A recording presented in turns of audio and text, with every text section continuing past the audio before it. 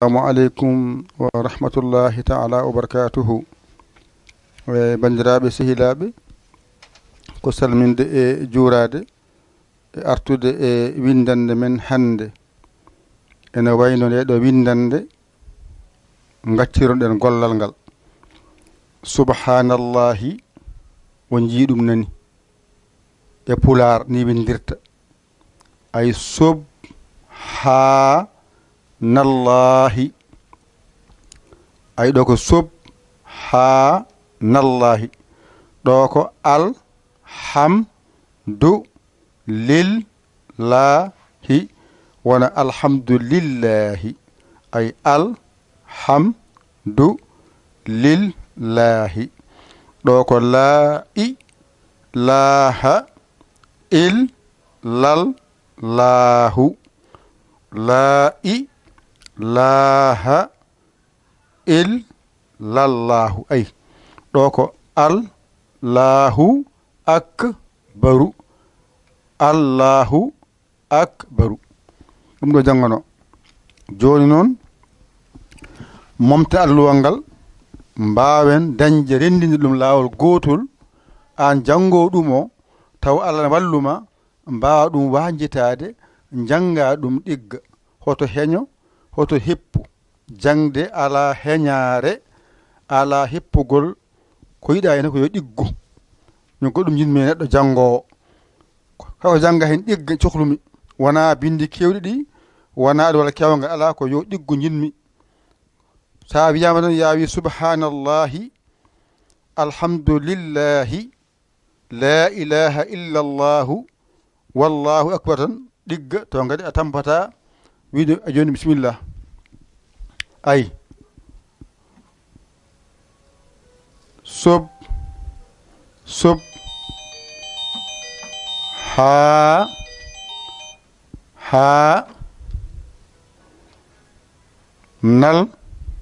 nal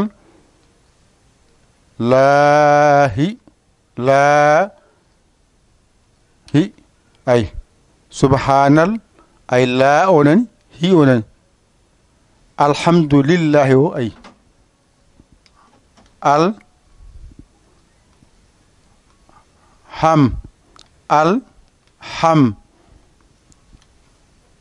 du ay du lil ay la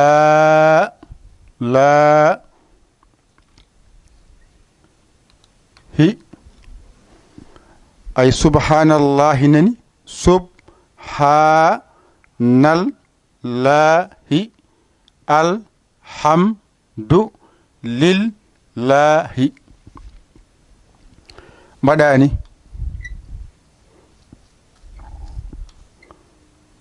ay subhanallahi nani alhamdulillahi nani subhanallahi alhamdu lillahi ɗo henne ay la ilaha illallahu ay la ilaha illallahu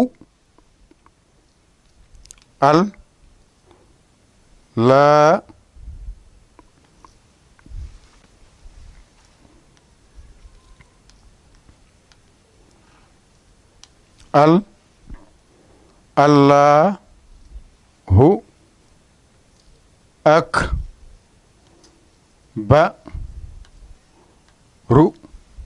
ayde ay la ilaha illallahu ko ni windirte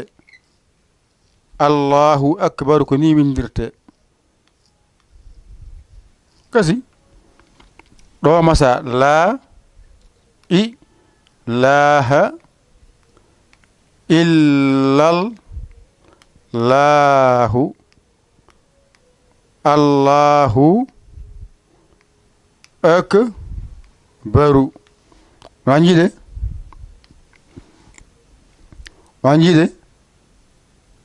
windene mon nde fof ko so rendi a ndeni ɗum ɗo joni ma andude windorto arab no windorto e pular wonanji anatama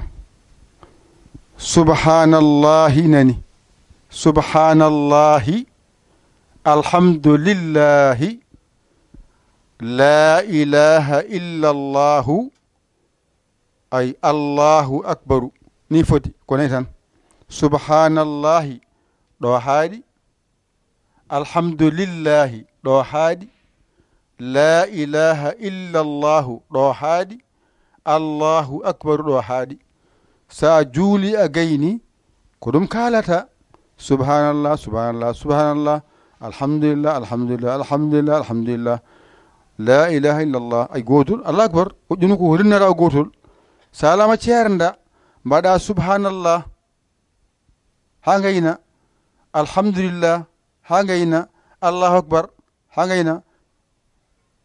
kaaru la ilaha illallah famide subhanallah mbaɗa law capantati subhanallah ay capantati e tati alhamdulillah capantati tati allahu akbar o capantati la ilaha illallah gotol nayi selli tan ɗo gotol ɗo ko capantati e tati won capan jeenayi e jeenayi oɗo gotol gañ golle ma nden noon salam kadi ndinnala gotol mbiya subhanallahi alhamdulillahi la ilaha illa allahu allahu akbaru ha timma ay capantati tati tan gasi a timmini gollal ma fof naati hen law gotol subhanallahi alhamdulillahi la ilaha illa allahu allahu akbaru mbiya goo mbiya subhanallahi alhamdulillahi la ilaha illa allahu allahu akbaru mbiya ɗiɗi a waɗno ha wona capantati a timmini gollal sa kadi ceernda mbiya subhanallahi ay capantati alhamdulillahi capantati mbiya allahu akbaru capantati mbiya noon la ilaha illa allah gotol selli so yiɗa noon ko yaawa laawol gotol rendin laawol gotol poftina hoore ma on jii ngal ɗon ƴette kuɗi mon e karneji mon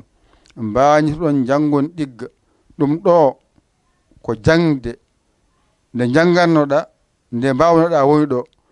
windira noon ko ha ganda no windorto sa yama ya janggu ɗum mbawa ɗum jangude mbawa ɗum windude no sellirta pular ne weeli windirde kala hunde kala ko haala gasi on windat ɗum ɗo joni jangi subhanallahi alhamdulillahi la ilaha illa allahu allahu akbaru a jiide subhanallahi alhamdulillahi la ilaha illa allahu allahu akbaru on jiide ɗo nani ay subhanallahi alhamdulillahi la ilaha illa allahu allahu akbaru ay subhanallahi alhamdulillahi la ilaha illa allahu allahu akbaru ko gotum subhanallahi alhamdulillahi la ilaha illa allahu allahu akbaru pular ummoroga payani ay subhanallahi alhamdulillahi arab qur'ana ummoroga subhanallahi alhamdulillahi pular ummoroga la ilaha illa allahu allahu akbaru qur'an arab ummoroga la ilaha illa allahu allahu akbar gotum sa wawi ga selli ga mawruɗa jangir ga a wawa ga jangir ga so ɗo mawruɗa mbi subhanallahi alhamdulillahi ɗo mawruɗa wi subhanallahi alhamdulillahi ɗo mbawruɗa wi la ilaha illa llahu allahu akbaru ɗo mbawruɗa wi la ilaha illa llahu allahu akbaru wona tan ko wata tan mbawa cohlumi ƴettu kuƴol ma noon e karne ma mbañotoɗa janga ɗigga a hoolaki hoorema ƴew camorɗomo ɗakkoɗa sara makko o walluma ha jiya lawol walla a dañani noddu min 00 221 77 906 481 14 81 mbaɗa yaya mbaɗa li whatsapp o jiyama saggani noon alhamdulillah rabbil alamin ko musidɗo moon guiɗo mon alamudo moon nder e bowal yaya li ko Sénégal alhamdulillah rabbil alamin ƴette kuɗi moon e karne min mañiɗo ñango ɗigga wassalam